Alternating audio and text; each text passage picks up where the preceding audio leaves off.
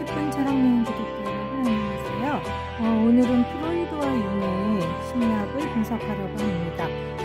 프로이드와 융의 심리학의 분석은 우리가 자기 자신의 의식 세계를 자아 혹은 자기의 정신 상태를 이해하는데 매우 중요한 두 비교점이 되고 있습니다. 자, 지금 프로이드가 등장하네요. 프로이드는 지난 시간에 제가 유튜브 회차에서 여러 번 얘기했죠. 우리 안에 숨어있는 또 다른 나, 무의식이라고도 하고 비의식이라고 하죠. 의식이 없다는 묻자는 일본을 통해서 서구학문이 들어오면서 번역어로서 한 건데 사실은 비의식이 낫겠죠.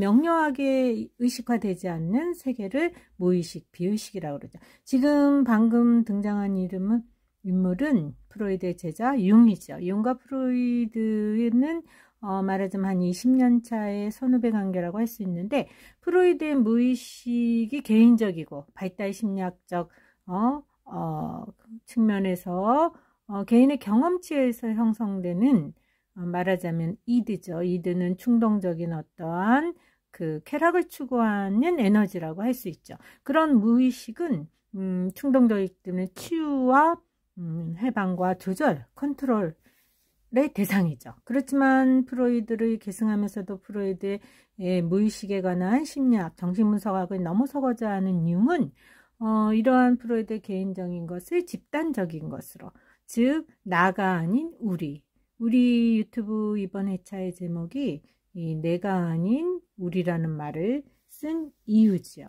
자, 개인적인 것이 아니고 집단적인 것이라서 이 집단이라는 개념 무엇을 의미하나요? 인류 출현 이래 축적된 원형적이다, 누적된 거죠. 인간의 의식의 진화선상에서 누적된 어떠한 그 아키타입이 있다라는 거죠.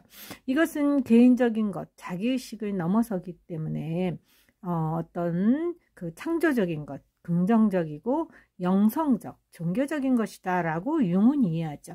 왜냐하면 우리가 종교 생활을 할 때는 개개인의 선택이라기보다 도킨스가 얘기하는 밈유전자 같은 거죠. 문화유전자, 부모라든가 조부모라든가 진화 과정을 통해서 인류에게 습득돼서 형성되어진 어떤 사고, 의식의 틀이 있는데 그게 무의식으로 표면화되지 않았다는 것이죠.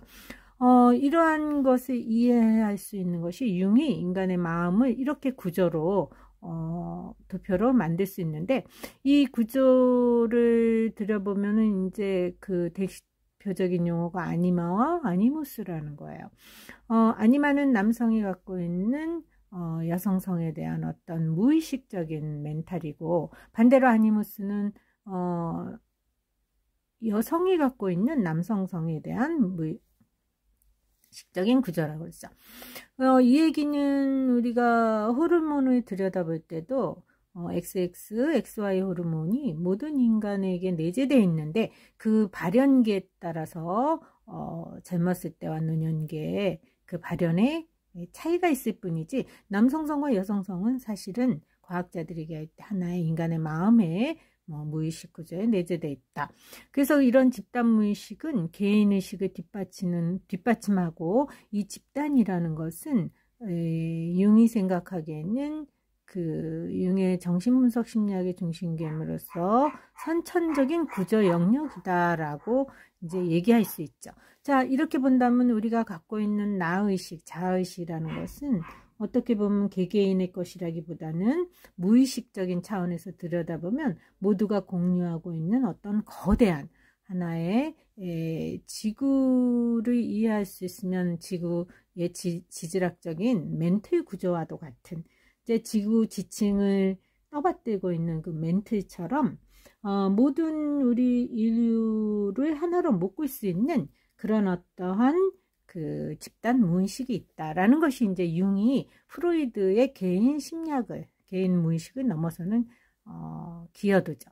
지금 우리나라에서도 그 프로이드 정신분석학의 대가인 이무영 선생님이 아니마와 아니무스라는 용어, 즉 남성에게 내재되어 있는 여성적인 무의식, 아니마, 또 역으로 여성에게 내재해 있는 남성적인 무의식의 세계, 아니무스, 요것에 관해서 이제 한글사에서 책이 나왔어요. 관심 있는 우리 구독자 여러분들은 참고하시면 되겠습니다.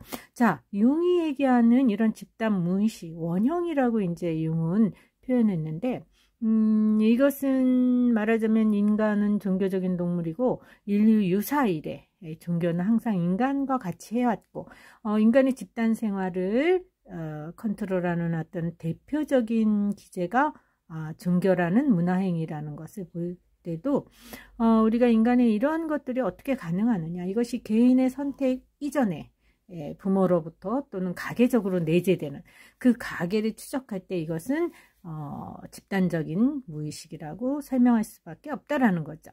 아니마 아니무스는 아까도 얘기했지만은 모든 인간의 무의식에 내재되는 양성성이죠. 근데 그것이 발현이 될 때는 XA, XY이지만 그 호르몬의 변화를 보면은 진화 과정에서 나이가 들어감에 따라 어느 인자가 어느 호르몬이 더 우열의 관계에 의해서 이제 이게 성격이라든가 의식 활동이 규정된다라는 거죠.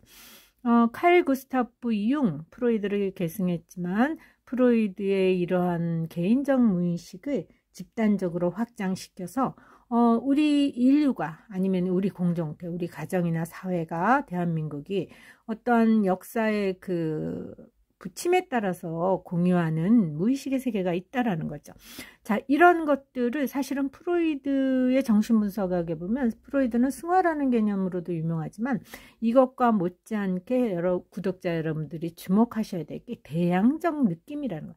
대양이라는 것은 큰 바다, 말하자면 지구 공동체가 뭐 4대양, 5대양, 6대 으로 이렇게 하나로 이제 연결돼 있듯이 거대한 바다가 마치 이제 프로이드가 얘기하는 빙산, 무의식 세계 같은 거죠.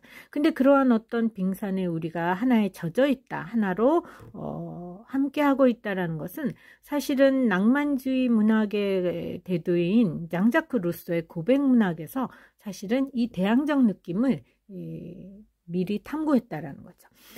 고백 문학은 아우구스티누스와 장자크 루소로 대별되는데 또 톨스토이도 있어요. 도스토옙스키라든가 러시아 문학이 이제 고백 문학의 성격이 강한데, 고백 문학이라는 건 쉽게 얘기하면 내가 나를 발견하는, 근데 그 나가 어떤 전체, 예를 들면 러시아 그 도스토옙스키로 얘기하면 선과학이라는 어떤 그 종교적인 세계의 그 계명과 내가 하나로 이렇게 젖어 있어서 나의 행위에 척도가 되는 거죠. 기준이. 그것처럼 우리가 무언가 이렇게 하나로 이렇게 젖어 있다는 것, 그 무의식의 빙산 같은 그 영향을 이 대양적 느낌이다. 이것은 사실은 루소의 고백 문학에서 발견한 용어예요.